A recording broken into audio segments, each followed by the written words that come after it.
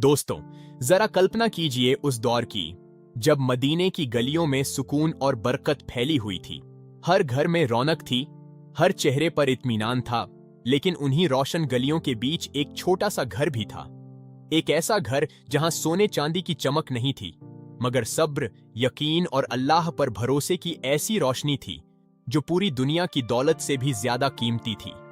यह घर था हजरत फातिमा रजी अल्लाह ताला अन्हा का, अल्लाह के रसूल की प्यारी बेटी, जिसका दिल तंगी में भी अल्लाह के शुक्र से भरा रहता था। एक सुबह मदीने के आसमान पर अजीब सी खामोशी थी। हवाएं ठंडी चल रही थीं, मगर उस छोटे से घर के अंदर सन्नाटा कुछ और ही कहानी सुना रहा था। पूरी रात इबादत में गुजर चुकी थी। सजदे की मिट्टी जैसे अब भी हजरत फातिमा की पेशानी पर नूर बिखेर रही थी। सुबह जब वह उठीं तो घर में नजर दौड़ाई, लेकिन घर में खाने का एक दाना भी नहीं था। सिर्फ एक प्याले में थोड़ा सा पानी रखा था। उन्होंने वह पानी उठाया, बिस्मिल्लाह कहा और धीरे से पी लिया। फिर हाथ उठाकर दुआ की, ऐ अल्लाह, अगर तंगी है तो भी तेरी रहमत है, अगर नेमत है तो भी तेरी रहमत है। हमें आजमा, मगर हमारे सब्र और यकीन को मजबूत रखना। उसी वक्त मस्जिद से फज्र की अजान की सुकून भरी आवाज गूंज उठी। पूरा मदीना उस आवाज से रोशन हो गया। हजरत अली और हजरत फातिमा उठे, वुजू किया और साथ मिलकर नमाज अदा की। सजदे में उनकी आंखों से आंसू गिर रहे थे। एक तरफ तंगी थी, दूसरी तरफ दिल में अल्लाह पर अटूट भरोसा। नमाज खत्म हुई तो हजरत अली ने फातिमा की तरफ देखा। उन्होंने कहा, फातिमा, मैं काम की तलाश में जा रहा हूं, दुआ करना, अल्लाह मेरी मेहनत कबूल कर ले। हजरत फातिमा ने सिर झुकाकर कहा, आप फिक्र ना करें, अल्लाह मेहनत करने वालों को कभी मायूस नहीं करता।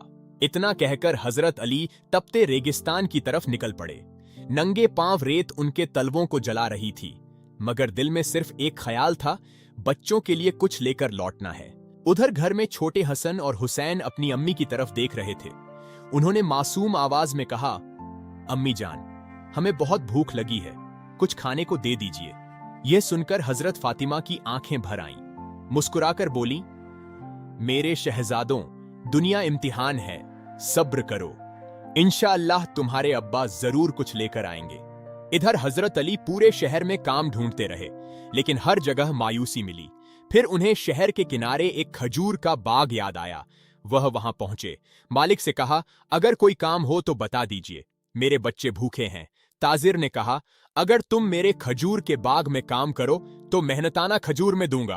हजरत अली ने बिना देर किए कहा, मंजूर है। उन्होंने घंटों धूप में मेहनत की। जब काम खत्म हुआ तो उन्हें मेहनताना में कुछ खजूर मिल गए। खजूर हाथ में आते ही उन्होंने आसमान की तरफ देखा और कहा, अल्हम्दुलिल्लाह। वह जल्दी जल्दी घर लौटे। बच्चे दौड़ते हुए आए। अब्बा जान, क्या लाए हैं? उन्होंने मुस्कुराकर कहा, बस कुछ खजूर, मगर इसमें अल्लाह की बरकत है। सब लोग खाने के लिए बैठे ही थे कि दरवाजे पर दस्तक हुई।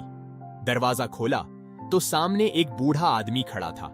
उसने कहा, बेटी, कई दिनों से भूखा हूं, अल्लाह के नाम पर कुछ खाने को दे दो। यह सुनकर हजरत फातिमा की आंखें भर आईं।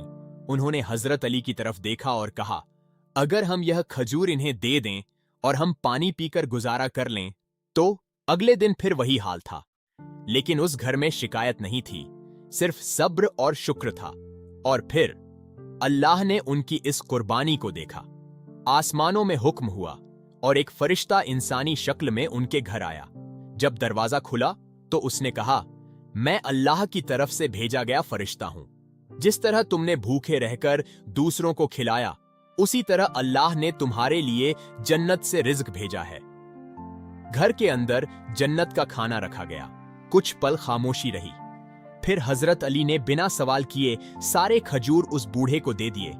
उस रात पूरा घर सिर्फ पानी पीकर सो गया, लेकिन उनके दिलों में सुकून था। अगले दिन अल्लाह ने उनकी इस कुर्बानी को देखा, जन्नत से रिज़्क भेजा गया। दोस्तों, यह कहानी हमें सिखाती है कि भूख में भी सब्र करना चाहिए, क्योंकि जब इंसान अल्लाह के लिए देता है तो अल्लाह उसे वहां से देता है जहां से इंसान सोच भी नहीं सकता। लाइक करें, शेयर करें, सब्सक्राइब करें। अल्लाह हाफिज।